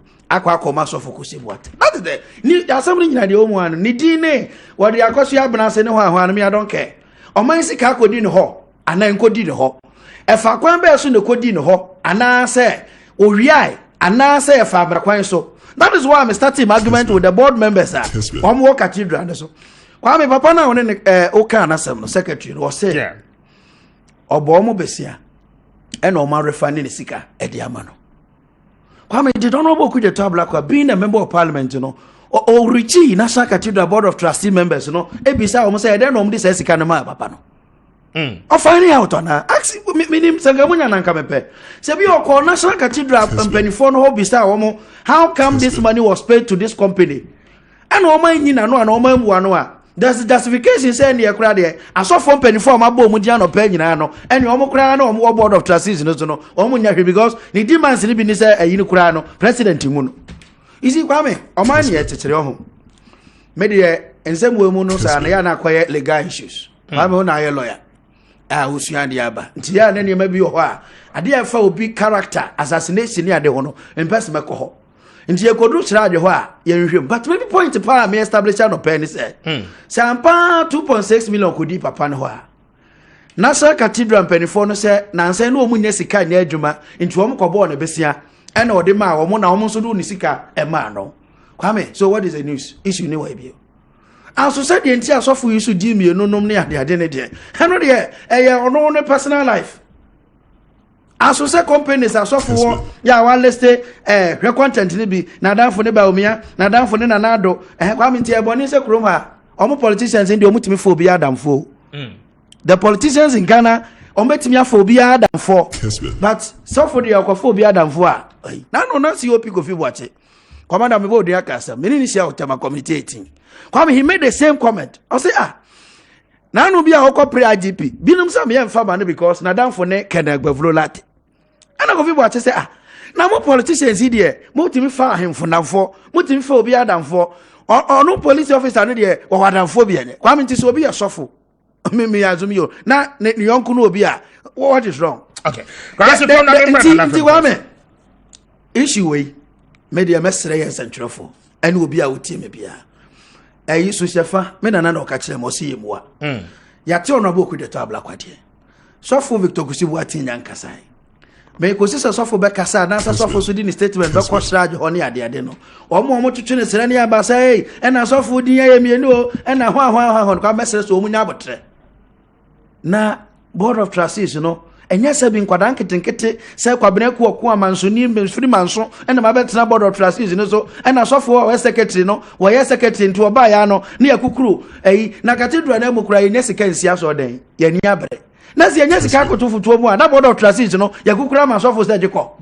All right, thank you. 2 pass die. Na bremu kakra mame answer that ya ton there. Kwame. Bangin o na fo. Yeah, Simon. Reverend Kusi Boatin. Yeah. Yes, Papa Baha Mise ye Baha ni muna no se obaha si odene satu ye so bompa ye mayi nyina. Is a one nipa bakwa me reverend pa very powerful person. Na utie owura okuja to ablakwa na yina. Media honestly speaking, sanka bia say National Cathedral for sika ti asma make adi. Eyo mu sika emfa no ho. But a Ghana sika and ye dear National Cathedral. And ye pesi a dear Juma and ye dear Sakwa Kubumwa and Waka Wasaba. I think that you could have channeled it to a finance committee in parliament and as a public accounts committee. And any committee be a parliament. A bit me as some more papa no amana answer questions. Kessben. So or answer questions in this beer and year. Then some publications no the buy or the other to the Twitter page and the Facebook no. Now call the aba. Now Kwame, you see, we say ye come man wasem and ye come round wasem, and no Christianity and any moral. I thank God that today, Arabu okujeta black kwase or the assembly cost raj. Or the akodada. Or the akodada. Yeah. What the cost raja, young man and fan cost raj. And I'm also told that Reverend Kusi Boat and the lawyers will speak in the shortest time. This is a legal issue. Why are you careful? You'll be ending up displaying your ignorance because ebia obakwa kwakano na okudeta black kwa dibem. Anhia obakwa kwata okudeta black kwa chi obeka ni de no bewi ase no na bia na Reverend Kusi Boatin. Na bia why exonerated na de ye keka fad hu na no na enya no kre na akọ creative program bla na committee. According to them no omo che say board of trustees ne say na omu hie sika e de atua contractors ka they needed money to pay contractors. Then JNS Talent Center Limited no omu ne sika which a certain guy called Johannes Ishan Sheila Ishan and Kwabna Edujemfi who Kwabna Edujemfi na owura okudeta black kwase ono anene Mr. Reverend Kusi Boatin. Omu they own this company and omu ye director. And omu decide they say, okay, you will see how you bet me dia bo yini bosia. E friend say cathedral the bosia near the tia contractors leka, which is 2.6 million Ghana cedis. Kwame. Eye me won asem bi ye me won pa Kwame bedru ho ametiase. Mitio dada. Let me put the legal aspect no. Enche ebia Mr. Kusibu ayi ye friend is a Reverend Kusi Boatin. Say the lawyers ne kasa next raj no so ba ye wi a na be deduct near pass judgment. But you see, how come that the first day cathedral issue by the person that spoke Reverend Kusi Boatin on Joy when he was asked there abai ne bebo was there be ya kasa e bebo and he went ahead to say 75% of Christians in this country are ready to pay and we will build the cathedral. Just not make any. Now, the lawyer to the contractor on Unusit Cathedral. Rizini D. Eka, Simone Bagnorias or whatever. Our only consultant was said the cathedral will cost them $400 million. Kwame, it means that 75% of Christians are what this country and they be raise that amount. I de be cathedral. Kwame, besine, they are not even able to raise $50 million. Exactly. Kessben. They are not even to raise $50 million, and Aban had to help them with $24 million. Be obekaya finance minister kwata bride mo omo a ekofa issue the buy. Kwame, me problem ne say. Adenti na cathedral no. The Biameka Sasem will say until I'm heard. You restricted cathedral no to a certain Christendom and I say Christian phobia and you restricted again to them. Kwame, how come that the cathedral here can was the charismatic churches, the Orthodox churches, the Pentecostal are the only people near restricted again to them, and they cannot raise money. Kwame, how are they finding out that Kessben. as I see a creative system here, we will be able to get the support of all the 75 the father say Christians now am I willing to pay for the cathedral? I have listened to pastors. Some of the pastors are peeved because they were left out. Some of them were not consulted. It will be better radio sooner so wakasa etia cathedral na a big no of support, but the idea is say your friend reverend is to anaba your friend spiritual churches where are they? But I know be a bit me a trustees. Kwame, right? I'm not saying that they should go to the trustees. They could have been consulted. They could have reached out. Yes, yes, of course, because they are also Christians. But do you think some was your mokwine? Some of them I have spoken to some of them. Kwame, as I'm not saying me mo be tribunal make out. I have many penifo din komo, asofo din komo. So sorry software it be raising huge sums of money. Reverend above for your can assembly breaking news. There was a time. And you can say I did spiritual churches no. Omutimi keka omuhumum no mo be one so that they can battle and fight for each other. They say the charismatic churches no fought for a Dr. Mensa Otabe when this issue they buy type issue and that the bank Capital Plus Bank issue they buy. Kessben. You understand? Then Reverend Obofo heard this on the breaking news. He called us. They started to the first day they were able to raise $1 million. Call Reverend Obofo and ask him. Busa say, Busa Pambo Sisi say, how deeply he is involved in the this cathedral. The spiritual churches today, me na me catch and then me try me yaduma. Me sorry how much 3 am. The BI sorry how much 3 am. I continue sebeboa. Accra traffic. One sorry 3 am out me maduma. Kwame sorry 3 me boa. Akaye ho. Train no but train na me ti ha me yaduma na me kasa no. Obi ko sorry. And these people they are going to the first spiritual churches. Yes. Associations in the honum. They are all Christians. I'm told say you're from a prophetic and apostolic council. Yes. Yes. Yes. Almost the other class everyone almost share red.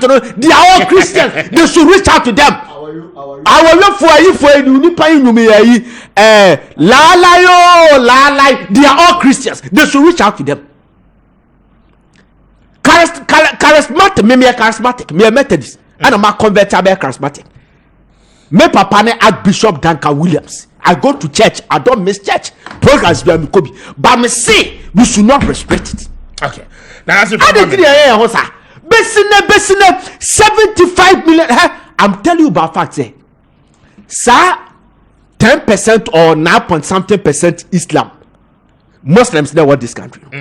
So many years so music cathedral come advance more than that. Come advance more than that. And then you are restricted conform to almost pretty buffon qua. Reverend Obi Afem. But I'm telling you by fact say this country is one of the guys that are commanding large congregation. Bisa so Obi Afem. Bisa Pambo asi Afem. Bisa Obi ni wo. Bisa Obi no musi afro. So these people can they obetimi atnase say okay this is what obey respected say I'm being recognized. It may catch them as soroma opia twa 10 Ghana cedis ya de kobwa cathedral reverend na ko gina ho sisi anes ye kasa moya mo ho say we mo dia o wa mo nya ene Ghana o preach twa won ka ho. Okay, Nana made us say. We are telling as a Christians, if you cannot build this cathedral, I support building the cathedral. But yet, to me, building this cathedral, we have tried as a Christians. For the tour, the other day, young tried and young. Kwame yemfa etiefo anyahefo enwadwemu na enema hodo abadwama so no womuni akiri nkopedi ntona no pai yakọ Royal Foam Ghana Limited bacho tiedi ni yepa Royal Foam Ghana Limited wonom atraye enana no pai medu ewura na yeka Royal Foam Ghana Limited ya mepacho womo na akofa mattress ya aya papa abadwama so enti mepacho open mattress abeda na obeda so a unya ohaw bia ewachira kope Royal Foam Ghana Limited wo mattress ni bito ne daso bedi kan ka cho dada second hand mattress na ba no emu na de dodo na nya papa odaso a ade be chi no wachi bremo e de ohaw na be brewo no wachi bremo e de yade brewo a e ka obabo pa wachi bre ho nya sem kuma etimi so auto mattress ya daso na de chi so a bo anka se onya hoden no akọ adwuma a ohaw bia ani akire odaso a ebebo pa etimi so Nekope Royal Foam Ghana Limited wo mattress ni bi to na adigi sema ho ne se enei auto Royal Foam Ghana Limited da say a student mattress yo say a double bed yo say a king size so say a king size so mattress bi abeto bi ano Royal Foam Ghana Limited say wonum eche sumiye pillow one edicho free a wuntwe sika bia na wose o mattress ne boofo enti anopai bora ye ndepo bia benwo anase empo ye office bia ye soto bia benwo busa se open Royal Foam Ghana Limited wo mattress ne bia to na ebenya bi na wato na wako anim ebo na fo kai na sano nso wokọ ye depo ana ye office bia mu a ubenya bi ato honom na tie esanse ye mattress ne ye papa ne ekoyi enti na no 12 Ghana Business and Financial Service Excellence Awards of course no yenya silver award enti chese mattress ne ye papa enti show kono kopa bi neto ne da so me ba cho bibia ni afreyen the number ni 020-227-1000 mami si number so be mfa 020-227-1000 ofreyen a ubenya ye mattress ne bi ato Royal Foam was rest assured na me ba cho tie me nana ne kan o se yade ya empa yade so de ya ubenya ne fi yade ma nipa bebre aye mo bakadem na utie mi na no pai na sa wo yade akekere wo gudem yade adwedwe wo gudem a kakoma to yam panyisi achia na nso emuye edesne kasabebu nyina tie Grace Gift Herbal Clinic wono ana medo ekọ maso ye honom na ko honom na kwadwo yare sawate na bibi bia be kọ yie me ba cho wotiem na yade bi ehaw yade bi tete yade nti oye mobo a Grace Gift Herbal se bra na ontu yade na semfiri homa honto na wose menka ncho se anopai yade ne se fruit ni ano edikosi na mrom na ehaw a oba hanom a ubenya wayaresa ewo Yesu dimu na Grace Gift Herbal de womo de eye abibiduro anananu di jaye no eno no mo de kutia yade nti yade bi ha wo no ko no a ombeku atia no ama ho atopa mo de abibiduro no a na wose stroke yade diabetes anasa sihire yade na ha wo a Grace Gift Herbal Clinic Kessben na wonom emwo se eye typhoid yade pa ntabunu yade na ha wo no wose oba obemo abibiduro no onom typhoid no obetu na safe ho ama wo ho atopa okunu no oyere anasa a wafo mu tie mi ana mo hweme ma wade ache mo pema awade de munya wade a de wo mu ahia ye ma ni sika na se ma no mo boso a papa bi kan na se mo sika skala mo boso na se enye yi a anopa bi ba ko pe na me kan fode ama wo eye Grace Gift Herbal Clinic ko hoy na okọ amese wo se wayare sa no nyina no wonom etu ase e de ama pa ba ma o prostate ne ye de rubber tum anasa kokrom na abedam prostate cancer na ba so a Grace Gift Herbal sebra na ontu yade na se emfama ama wo so ho entowo wo ba tie me wei enya boxing bo se fibroid so hawo a Grace Gift Herbal sebra na fibroid no oba onfa se kan da bi eya bibiduro no bemo wanom onom pe bo se fibroid no edwania na wo so wo ho to ba afu anie me so se ma moya de so a na no nche se Grace Gift Herbal ko no a wontimi entu ase emfama etia na wo se no so sa e de ma wo me so Grace Gift Herbal won kwa batan Ghana ha emienu de ri kan e wo Hwim School Johnson wore wani ache barakese kwanso no a Grace Gift Herbal Clinic and Laboratory Services wono e wo ho enei wo mababi wo maso e foforo kra e won kra ha ye new Achimota Petroleum Air Bungalow, or more any Family Life International School, no, any D and Champacho, number near frame 0244 126 123 0244 126 123, and I said 0246 51803. Friends, CCA, na yano among como. Na afei, multi force men can't trust or more emabos.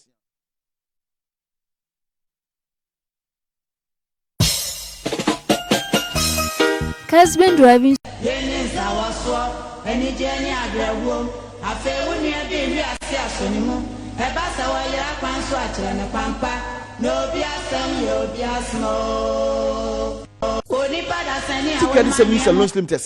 Sa group loans your mother mine. Muye nipa numu a monkeka mhumo mmra. Enipa nso monkeka mhumo mmra. Enipa nkronso mmra. Na wonom emam bosia bi. Na momfa nkoye madwuma na etie.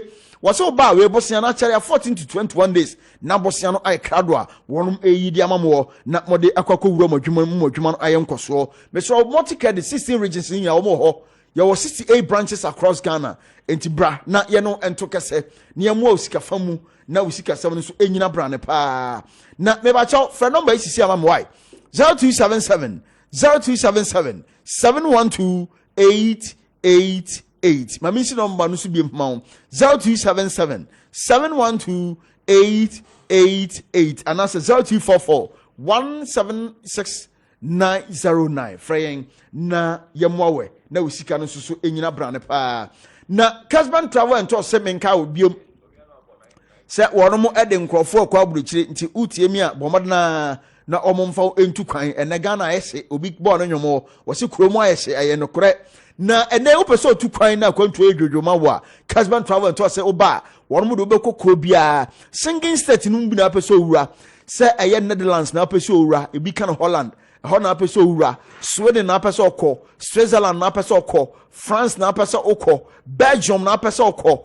Croatia ne apeso owura mu a Kessben travel and tour say wono do bekọ akwaduru honom ama won so bibibia ahye ye kama ede ama pa na enei Kessben travel and tour say enya enonko akwantuonku no mode manfo kọ flight booking say domestic and international hotel reservation tour services visa application travel advice ni nyina no wonom ede ma clients ahodo eba ho nyina ntimi straw be die ababa bedwa enko ba bi mo bi nkwanyu sika ni yati kuro mu anim yenim krofo a age nkrofo sika so mu mutu kwan na nsu no show me straw Kessben travel and tours na omo emo pa ye number ni efra yen 0596 10267. My missing number is to be found 0596 10267. And I said 0596 102 fraying. O friend number imu biano Kessben travel and tours. One mu do betu kwan jojo. Come.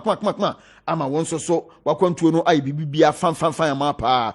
Na me ba chow so dress good. Ai ultimate fashion se men kan cho say one mo Ghana frontale papa ase. Enti utie mi na no pai na wo patade ase. Say your office ntade, say eye asori atare na wo hia, say empo engagement ntade na wo pato, wedding ntade na wo pato a. Ultimate fashion se bray. Na one mo mount ade papa nto. Suit na wo pe, blazers na pe, Italian shoes, slippers, designer wears bia wo hia bia no. Anopai ultimate fashion eho na ese ade ani hire. Na ye dress good, na ye look good, e ma bibia koso. Me so ye uchi akwan wo kuma se adum. Ye ben Wesley Methodist one ma ye number ni efra yen 0209 136 733 0209 136 733. Other fashion was simply a touch of style. Pressing in a drone no, I opposing in so aside so ye drew. Na opposing in a drone na no pay make am for the amawo. Imboost heba mesa, numbi wate. Na ono ma malaria ha wo. Gonorrhea nasa nemu yade e hawo say ye gonorrhea no achi no syphilis so edunya mesraw num oposini na dro no eno ene bebo pa wo your drobber ni wo tailor ni wo tran so che wo tran se a say ye den na won so dey sisia de aba so onum imbus eba mesa oposini na dro mpachaw eno ebe ye ho adwuma ama ho atọ pa say malaria na hawo wonum na atu na ntimi ni dia mesraw onum adro be ya ebebo pa onum abetima ebiadi no di kama arapa borrow pharmacy shop drugstore bi e ben wo ko no mu a bisa se opoprosini na duro no imbis eba mesa ono mu a eno ene be bowo ama won so wakọ wonim sa nmeko ya da roma na no pai wa modi sika ebo ya chidom Kwame over to you. Kasi me da se ma me fast na be ma Eclipse Collateral Management Eclipse Adaroma no pay wo say men kan cho say wo ye japade ewura na ene no won krata asem nyina no ekoyi edimu a no pay de obe nyina ne say wo de krata no ede be da Eclipse Collateral Management for wo mo beje ede krata no aye adwuma manfa so bebre na no aba so ede ama wo ye adwuma yekuo won so open facility with a bank mpacha on krata asem no enimu enti wa ya won sa entimi enka facility na no pay de obe nyina ne se oni Eclipse ebedi enkomo na oni omo edi enkomo odi ohaw nyina no ekoda wo mo a Eclipse behwe na afi watimi aba wo mo na etimi aboa mpacha wasase no na on krata asem eda so ekoyi afako wo mo de be adwuma emfa so be bank krata ne so ede amo adenta barrier ana ubehu wo mo be me Moses Hospital no and pay yomo any enkomo 0543 832466 0543 832466 na oni eye Eclipse Collateral Management for any ensanwoso think safety and decent income wo mwada roma and no pay ye di djubede no e de eso ba mi twa hombra bekoba ye beto aso sisia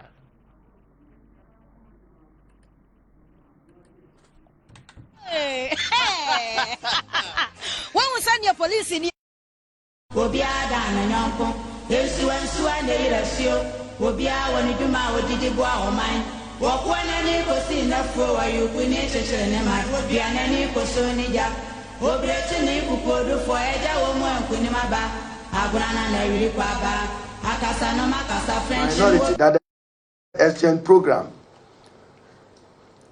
in our considered view will create extreme hardships for millions of Ghanaians and existing financial institutions and insurance companies. And therefore, if Nana Addo and Dr. Kwame had heeded to counsel from the opposition, and even from some of the Kwame and Co., we will recognize people who speak with wit and wisdom. They would not have plunged this country into this irredeemable economic crisis. It is obvious that Nana Addo is transferring the responsibility to address the debt burden he has created through his irresponsible borrowing and populist fiscal policies to innocent Ghanaians and to the financial sector and cleverly into the future that he does not belong post-2024. This means that we in the minority we are demanding major expenditure cuts as a manifestation of fiscal prudence for purpose of achieving fiscal consolidation. They are asking individuals forcefully to forfeit interest and principal payment due them. That is unlawful. In strict contractual terms, a breach of contract.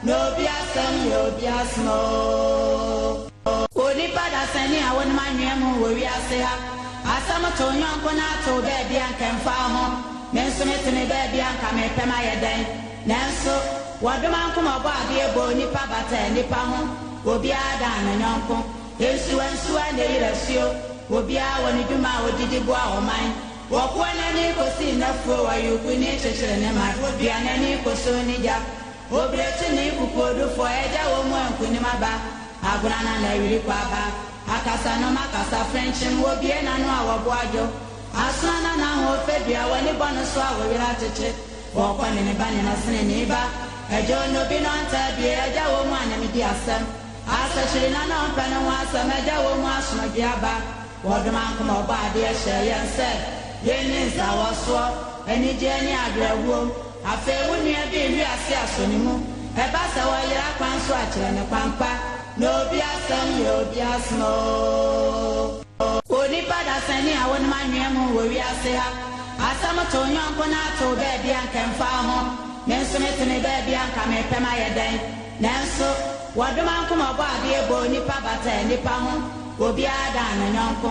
Ensu ne yirasio. Obia woni duma odidi bo a oman. Wokwana ni kosi na fo wa yukuni chechere ne ma. Obia na ni koso ni ja. Obrechi ni kukodu fo eja wo mo enkuni maba. Agurana na yiri kwa ba. Akasa no makasa French obie na no awabo ajo. Asana na ho febia woni bono so awira cheche. Wokwana ni bani na sene ni ba. Ejo no bi no anta bi eja wo mo anami di asem. Asa shiri na no pene wa asem eja wo mo asoma bi aba. Woduma nkoma oba ade ehye yense. Yeni nsa woso eni je ni agrawom. Afe wonu e bi wi ase asonimu. Eba sa wo yira kwan so akire ne kwampa.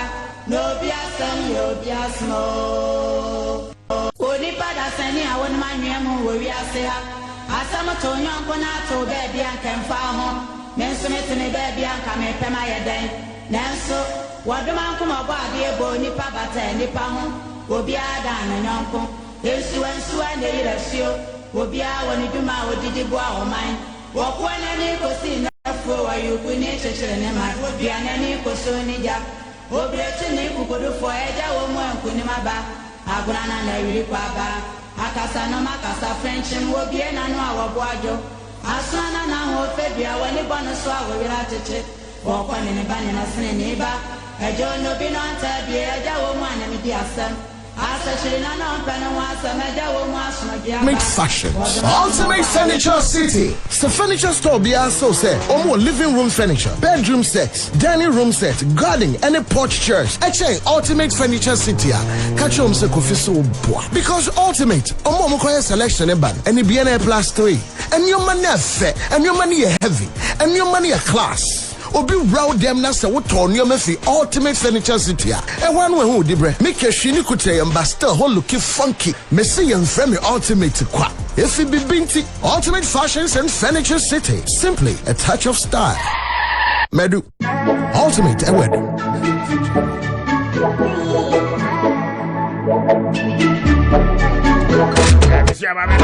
Thank you very much for staying with us. Brother, should I okay that? Know how to say better so at the amount. The Johnny team no at the Medford action at the back. Stay with them and the rest of our program. We need to Kwame Appiah Kubi on behalf of the production. I pay my main power to say to be NBA phone lines, you know. You be at the amount now. Also, again, changing what you may at the amount. Make a date with us tomorrow morning. Good morning. Yakra